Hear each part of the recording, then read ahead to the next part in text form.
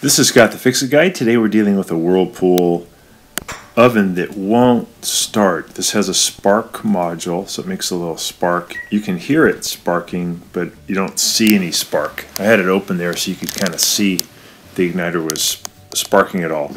So we have to put in a new spark module for the oven. There's one for the upper burners and also one for the bake and broil. These little green things are the ones that are the relays. So the old relay wasn't working, so we have to replace this little board.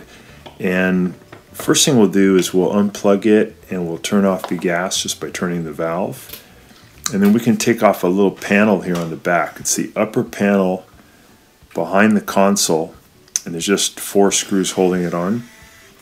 So we'll remove those screws, and then the module lives on a little circuit board here on the right hand side. If we're looking at it from the back, on the right upper hand side. Pretty easy to remove it. It just has a few electrical modular connectors and it has one screw holding it in. So we're just going to lift this plate out of the way. Here's our spark module here. The green one on the left is for broil and the one on the right is for bake. We need to remove this upper modular connector, and then we need to remove 3 wires. The one on the left is for bake, the one in the middle is the neutral, and the one on the right is for, the one on the right is for bake and the one on the left is for broil.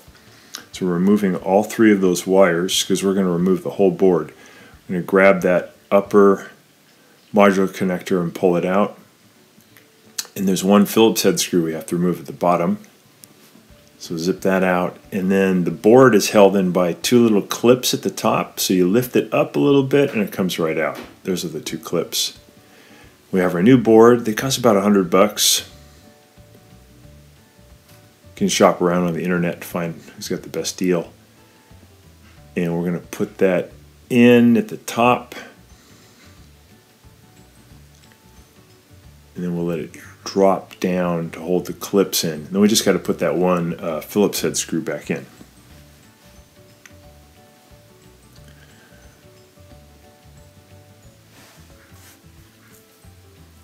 So now the board's locked in place, and we just got to put the screws, the wires back in. So the one on the left is for broil, the white is neutral, and the one on the right is for bake. Got it. And then this one big modular connector, just take your time, make sure you don't bend these pins on the circuit board. Kind of wiggle it in and then make sure it's pushed all the way in. We're going to turn the gas back on, plug it back in, and we'll make sure it's working before we put it back together. Last for bake, we'll press start, and then we're able to hear it clicking.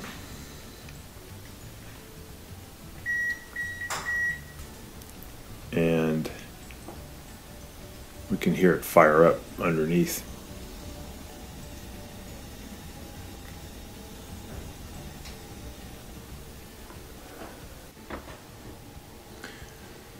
So I'm opening the oven door, and also I can reach in and I can feel the heat, so I know that the bake is working.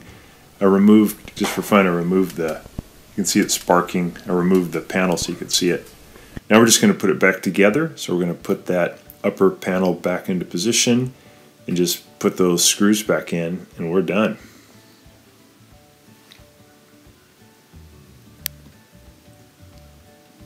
So there's one for each of the 4 corners.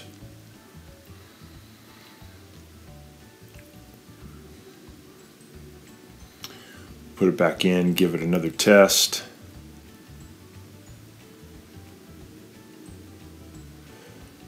So we're just showing here, it shows 190 degrees and then it shows 195, so it's definitely heating up. There we go. So thanks so much for watching, and please subscribe to our channel when you get a chance. Thank you.